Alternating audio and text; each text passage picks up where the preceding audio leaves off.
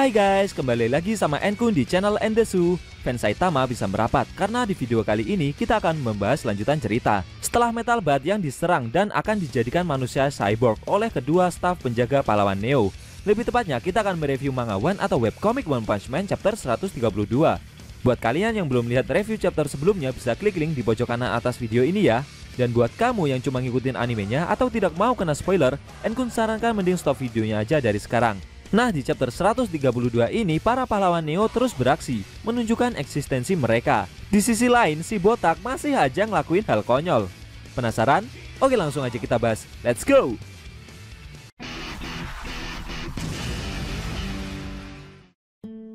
Pada awal scene, kita diperlihatkan Child Emperor yang sedang berbincang banyak hal dengan Webigaza. Bahkan si Webigaza sampai kagum dengan pencapaian Child Emperor selama menjadi pahlawan sampai sekarang ini. Beberapa saat kemudian ada telepon masuk ke Webigaza dari para pasukan pahlawan Neo. Mereka menginformasikan suatu hal. Setelah mendapatkan info tersebut, Webigaza bercerita jika dia bekerja sama dengan tim pelacak pahlawan Neo untuk mencari Amaimas dengan satelit milik pahlawan Neo dari luar angkasa. Rencananya adalah pahlawan Neo mengutus Webigaza untuk mencari dan mengalahkan monster Amaimas. Namun sayangnya Amaimas sulit ditemukan karena dia memiliki kemampuan mengubah penampilan, sehingga membuatnya sulit dikenali oleh tim pelacak. Webigaza cukup menyayangkan hal itu. Beberapa saat kemudian karena dia sedang ada jadwal syuting, akhirnya Webigaza pergi meninggalkan Child Emperor. Setelah Webigaza pergi, si Child Emperor sempat terdiam sesaat. Kali ini bocah jenius mulai bergerak lagi. Lalu scene berpindah ke tempat persembunyian Sonic. Di dalam gedung yang sunyi itu Sonic duduk sendirian.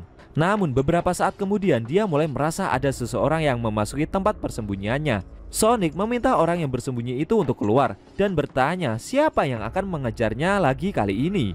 Ternyata itu adalah E, salah satu leader dari pahlawan Neo. E berkata jika Sonic adalah sang buronan kelas S telah dikepung.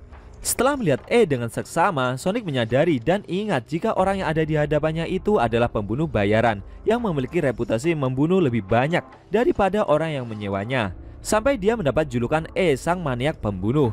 Mendengar E yang telah bergabung dengan pahlawan Neo, menurut Sonic jika industri pahlawan mulai berani menarik sampah sepertinya, maka mereka pasti lebih busuk daripada dunia bawah sekalipun. Sambil mengeluarkan aura membunuhnya, E menjawab jika orang-orang sering salah paham tentang dirinya, karena E merasa tidak terlalu senang dalam membunuh. E berkata jika dia hanya bermain-main dengan dirinya sendiri untuk melihat berapa banyak nyawa yang bisa E ambil sebelum dia mati nantinya, dan menganggap ini semua semacam hobi saja. Namun sambil tersenyum dan mengeluarkan aura membunuhnya pula, Sonic merasa tertantang. Dia berkata jika hari ini permainan dari E akan berakhir. Akan tetapi tiba-tiba E mengeluarkan tombol pemantik dan menekannya. Lalu secara mengejutkan atap gedung persembunyian Sonic meledak. Ternyata E dan para pasukan pahlawan Neo telah memasang bom dan mengepung Sonic agar dia terpojok dan nantinya bisa ditangkap. Efek ledakan dari atap gedung itu cukup besar. Namun dengan lincahnya Sonic berhasil menghindar dan melompat keluar dari ledakan gedung tersebut. Akan tetapi dari bawah, para pasukan Neo yang telah memakai baju tempur canggih sudah menunggunya dan bersiap menyerang Sonic.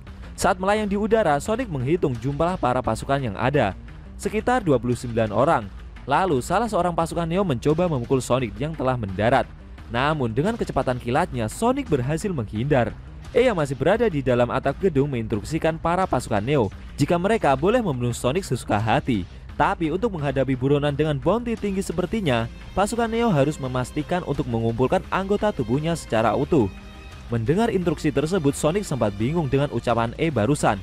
E menjelaskan jika rencananya Sonic akan ditangkap dan akan dijadikannya pahlawan Neo yang hebat. Caranya dengan mengoperasi Sonic dan merubahnya menjadi boneka cyborg. E yakin Sonic nantinya akan sangat populer setelah menjadi pahlawan. Dengan gerakan kilatnya, Sonic terus menghindari setiap serangan yang dilancarkan pasukan Neo. Lalu Sonic menambah kecepatannya sampai mengeluarkan listrik dan menyerang semua pasukan Neo dengan sangat cepat. Setelah itu dengan gerak kilat listriknya, Sonic berdiri di belakang E sambil berkomentar jika pakaian tempur canggih atau apalah itu namanya, dia pernah melawan orang-orang seperti itu sebelumnya. Sekelompok amatiran tanpa keterampilan dan hanya mengandalkan kekuatan untuk bertarung. Bagi Sonic yang harus dia lakukan adalah menghindari serangan yang mereka lancarkan, dan dia merasa tidak masalah dengan hal tersebut. Sedangkan E yang melihat gerakan kilat yang Sonic keluarkan terkejut dibuatnya. Namun dengan sigap E mengeluarkan tombak kapaknya dan menyerang Sonic. Akan tetapi Sonic berhasil menghindar dengan mudah. Sonic berkomentar jika E adalah karakter yang serangannya bisa dia hindari, sama seperti pasukan Neo. Dalam benaknya pula Sonic merasa jika berkat gulungan rahasia pendiri desa ninja, dia bisa menjadi lebih kuat. Dan gulungan itu mungkin saja masih menyimpan rahasia yang jauh lebih besar daripada yang dibawa oleh Flashy Flash. Setelah itu, E maju dan mengayunkan tombak kapaknya untuk menyerang Sonic dengan kecepatan tinggi.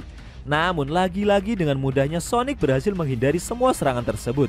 Bahkan sambil menghindari serangan itu, Sonic berkomentar jika ayunan yang E lancarkan memang cukup cepat, tapi E masih mustahil untuk mengikuti gerakannya. E yang terus menyerang itu tidak terima, karena dia sekarang ini menyerang Sonic dengan dilengkapi baju tempur canggih pula. Namun semakin lama ayunan kapak yang E lancarkan, dia mulai merasa jika gerakan dari Sonic memang terlalu cepat. E mulai mengeluh. Menurutnya berurusan dengan Sonic akan menjadi tugas yang melelahkan. Melihat usahanya tidak berarti, tiba-tiba E menekan tombol peledak dan meledakkan area pertempuran mereka. Seketika seluruh area tersebut diselimuti asap yang sangat tebal. Ternyata E malah kabur dan meninggalkan para pasukan Neo yang telah dikalahkan itu. Sedangkan Sonic yang melihat kejadian barusan merasa jika persepsinya tentang pahlawan memang benar adanya. Pahlawan adalah sekelompok orang yang merosot. Tapi baginya masih ada orang lain yang berbeda dari mereka semua. Yang Sonic maksud ini adalah Saitama. Namun Sonic juga bertanya-tanya berapa lama lagi Saitama masih mau dan puas berada di bawah kaki mereka semua. Setelah itu Shin berpindah ke markas asosiasi pahlawan, di mana di halaman asosiasi ada para anggota korban nama pahlawan beserta si botak yang masih aja ngelakuin demo nggak jelas. Mereka masih bersikeras meminta untuk pihak asosiasi merubah nama pahlawan yang mereka sandang. Si botak masih aja ngelakuin hal konyol ya guys. Dari dalam gedung, para staf elit yang melihat mereka keluar jendela merasa jika orang-orang itu seakan memiliki banyak energi. Menurut mereka, mungkin orang-orang yang demo itu adalah monster yang asosiasi pahlawan bentuk secara tidak sadar. Salah seorang staf meminta staf lainnya untuk tidak mempedulikan organisasi konyol itu dan melanjutkan rapat. Dia bertanya bagaimana kelanjutan proyek kerjasama dengan pahlawan Neo. Staf lainnya menjawab jika itu tidak berjalan dengan baik karena mereka menolak untuk terlibat dengan asosiasi pahlawan. Staf Shiji bercerita jika ketika pihak asosiasi meminta kerjasama dengan pahlawan Neo, mereka menjawab kalau mereka menghindari koordinasi yang berlebihan dengan sekelompok eksternal. Karena itu hanya akan menambah kebingungan para hierarki komando yang mereka bentuk. Staf yang berkacamata menambahkan, jika di kenyataannya pun publik sudah memihak pada pahlawan Neo dan wajar saja jika mereka tidak mau bekerja sama. Lalu Shin berpindah ke jalanan suatu kota, di mana puri-puri visioner yang sedang membimbing para napi untuk berlatih menghadapi ancaman monster yang muncul. Di sana para napi tersebut berhasil mengalahkan salah satu monster dengan level bejana serigala. Menurut puri-puri prisoner, para napi lainnya setidaknya akan berada di jajaran pahlawan kelas B dan cukup menambah pengalaman bertarung saja agar semakin siap untuk membantu asosiasi pahlawan. Namun beberapa napi merasa pesimis dan tidak terima karena menurut mereka sebanyak apapun mereka berusaha mereka tetaplah narapidana dan tidak bisa menjadi pahlawan pro. Selain itu, tatapan dingin dari para warga yang melihat para napi keluar dari tahanan membuat mereka merasa muak. Puri-puri prisoner mencoba menyemangati mereka untuk tidak berprasangka negatif dan menasihati beberapa hal. Tidak lama kemudian datanglah para pasukan Neo bersama salah satu leader mereka yaitu Raiden.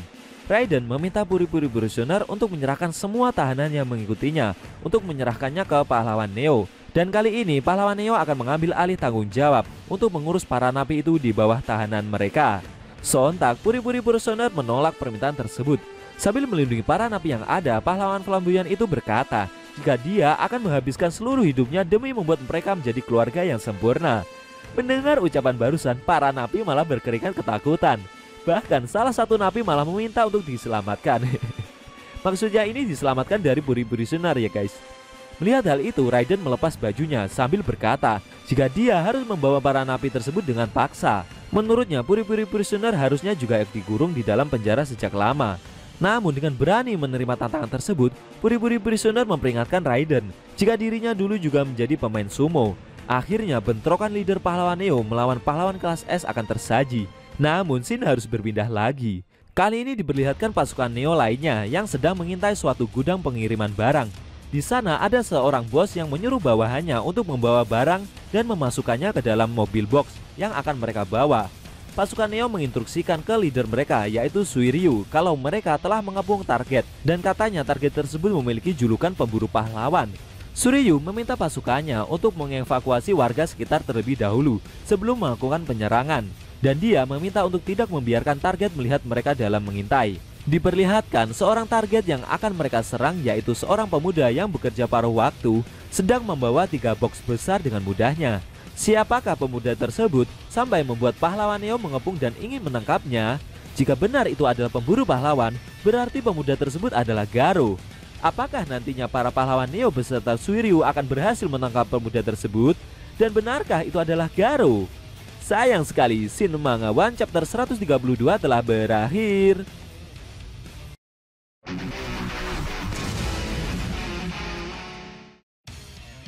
Nah, itu tadi review cerita Manga One Chapter 132 yang ending scene-nya memperlihatkan para pasukan Neo yang dipimpin oleh Suiryu sedang mengepung seorang pemuda yang sepertinya itu adalah Garo. Kalau Garo udah kerja paruh waktu kayak gitu, berarti dia udah tobat ya guys. Bagaimana menurut kamu? Jangan lupa tinggalkan komentar kalian ya. Klik subscribe lalu tekan loncengnya juga ya guys. Ingat tekan lonceng biar kalian selalu dapat notifikasi jika kita upload video terbaru. Oh ya, video ini boleh di-share ke teman-teman kalian juga kok. Hitung-hitung biar channel Endesu makin rame dan makin dikenal banyak orang. Kalau mau nonton review sebelum atau selanjutnya bisa klik link di deskripsi. Linknya udah Mimin taruh di sana kok. Buat kalian yang punya Instagram, jangan lupa follow IG Mimin juga ya guys. Tekan like kalau suka sama video ini dan dislike kalau nggak suka. Jika ada kata-kata dari Enkun yang kurang pas, Enkun mohon maaf dan sampai bertemu di video review Manga One selanjutnya.